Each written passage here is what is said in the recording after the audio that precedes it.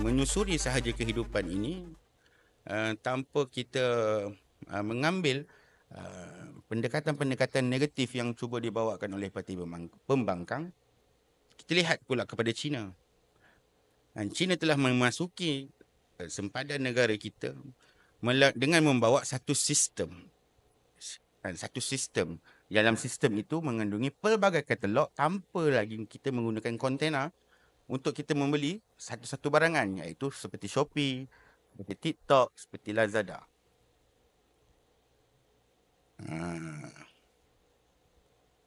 So, kehadiran mereka juga bukanlah sebagai sebenarnya untuk membantu, tapi sebenarnya lebih untuk diorang mengawal secara dekat daripada dalam. So, oleh itu kita ni adalah papan catur. Papan catur. Kita ni adalah pemain catur bagi Amerika dan juga China sebenarnya. So, ekonomi is very complex. Dia bukan semudah yang kita sangka kan. Kau ambil A, kau dapatkan B, and then kau akan sama dengan C. Dia bukan macam tu.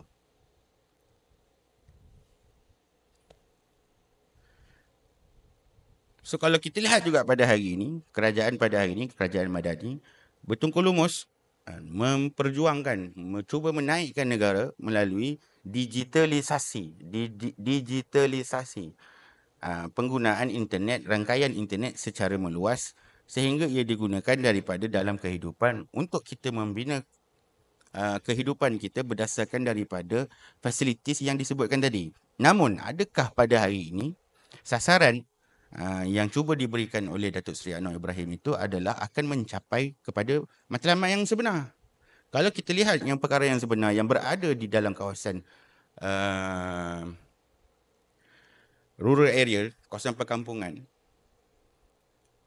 capaian internet yang ada di satu-satu kawasan luar bandar itu adalah tidak mencukupi untuk kita mencapai menggarap apa yang dimahukan oleh Yang Berhormat.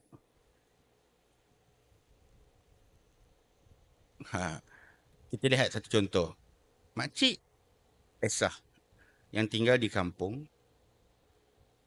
kena naik motor setiap hari disebabkan beliau berniaga jual produk dia di TikTok. Akan tetapi untuk mendapatkan internet, saluran internet yang kukuh, yang kuat, yang stable, beliau terpaksa menaiki motor setiap hari ke pekan C, naik motor selama 3 jam. Bagaimanakah yang dikatakan untuk mengeluarkan peratusan terhadap kemiskinan rakyat yang ada di bawah, daripada bawah B40 dengan kita menyediakan pelan pembangunan ekonomi rentan yang diberikan kepada komuniti dan juga JPKK yang ada di seluruh Malaysia mendapatkannya. Adakah pada hari ini pelan yang diberikan itu kepada mereka mencapai apa yang dimahukan oleh Perdana Menteri? Sebab sepanjang apa yang saya perhatikan, kebanyakan projek-projek yang dia hasilkan daripada Sejati Madani adalah tidak mencakupi kepada hendak yang Berhormat Datuk Seri Anwar Ibrahim. Confirm. Kerana apa? Bisnes itu adalah satu flow. Kamu beli barang, dapatkan barang, kamu sewa. So dia tidak membantu kepada masyarakat yang berada di sekeliling perkampungan tersebut untuk mendapatkan limpahan daripada hasil ekonomi, hasil perniagaan yang kamu cuba buat daripada geran Sejati Madani.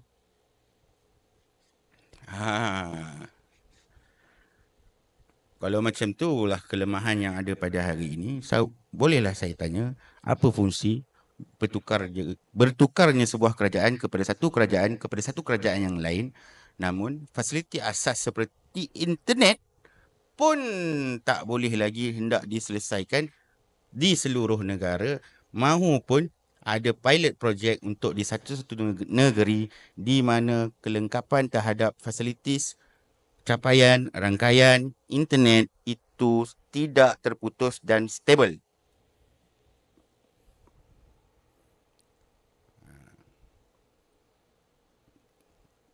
Kalau kita ni melihat apa yang berlaku di dalam parlimen adalah satu yang dominan didominasi oleh kerajaan pada ketika ini mungkin disebabkan kebodohan pembangkang yang tidak tahu membawa apa-apa isu dan juga membawa apa-apa pandangan dan juga penjelasan bagi menambah baik idea yang telah dibawa oleh barisan kepimpinan daripada kerajaan. So, tanggapan daripada itu, saya setujulah bahawasanya Anwar Ibrahim sekarang beruntung disebabkan dia memiliki sebuah pembangkang yang tidak bijak. Okay. So, sebenarnya dalam episod ni apa yang kita nak cuba kupaskan adalah yang pertama, berkenaan dengan subsidi bersasar. Subsidi bersasar sama ada subsidi bersasar diesel dan juga subsidi RON95 yang mungkin dikatakan akan dilaksanakan sedikit masa saja lagi, mungkin sudah berada di fasa-fasa yang terakhir. Mungkin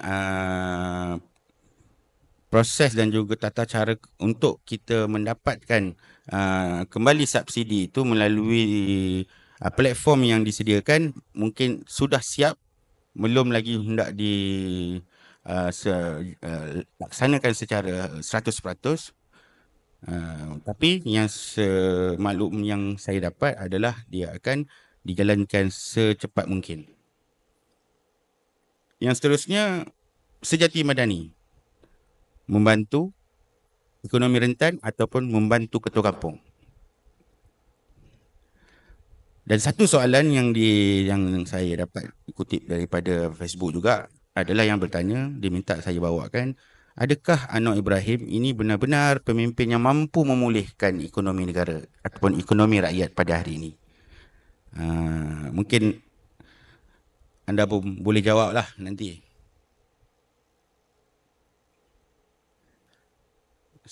Ini sebab apa?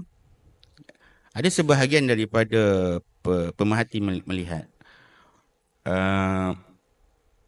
untuk memulihkan semula ekonomi negara itu, ia harus bermula daripada akar ekonomi itu sendiri. Kerana untuk menidakkan berlakunya layu secara perlahan dengan cepat, dengan pantas. Berlaku secara perlahan dengan pantasnya dia berlaku nanti. So itu dah beberapa topik yang kita akan bincangkan pada hari ini. So kita akan rehat. Kita akan kembali lagi dalam segmen yang pertama, subsidi bersasar RON95 dan diesel.